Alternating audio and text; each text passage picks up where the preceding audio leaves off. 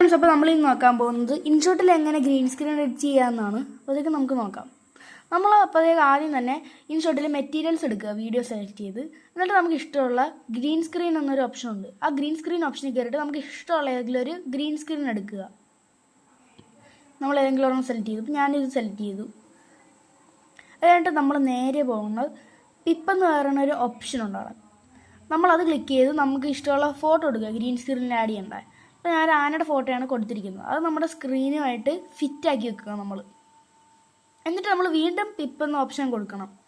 എന്നിട്ട് നമ്മൾ ആ ഗ്രീൻ സ്ക്രീൻ വീണ്ടും നമ്മൾ ആദ്യം എടുത്തത് തന്നെ വീണ്ടും കൊടുക്കണം. എന്നിട്ട് സ്ക്രീനോട് ഫിറ്റാക്കി വെച്ച് കഴിഞ്ഞിട്ട് ക്രോമ എന്നൊരു ഓപ്ഷനുണ്ട്. കട്ടൗട്ട് എടുത്ത് ക്രോമ എന്ന ഓപ്ഷൻ കൊടുത്തിട്ട് നമ്മൾ സ്ക്രീനിൽ ക്ലിക്ക് ചെയ്യണം. അപ്പോഴത്തേക്കും നമ്മൾ ആ നേരത്തെ വെച്ച ആനയുടെ പിക്ചർ അവിടെ തെളിഞ്ഞു വരുന്നത് കാണാം. ഇത്രയേ ഉള്ളൂ, സിമ്പിളാണ്. എല്ലാവരും ട്രൈ ചെയ്യാൻ നോക്കുക.